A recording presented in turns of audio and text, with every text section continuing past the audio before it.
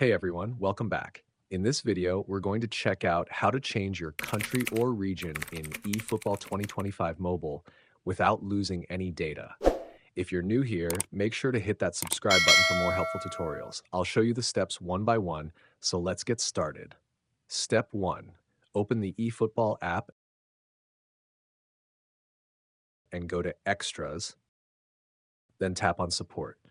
Step 2, tap on Link Data and make sure your Konami ID is already linked. If it's not, link it before continuing. Step 3, now open your browser and search for My Konami. Click on the first result, which is my.konami.net. Step 4, log in with your Konami ID. Once you're logged in, go to Personal Information. Step 5, find the Country or Region section.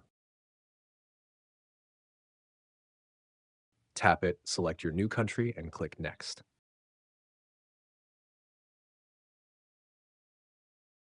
Step 6, agree to the terms and conditions, then click Next again to confirm. Step 7, that's it.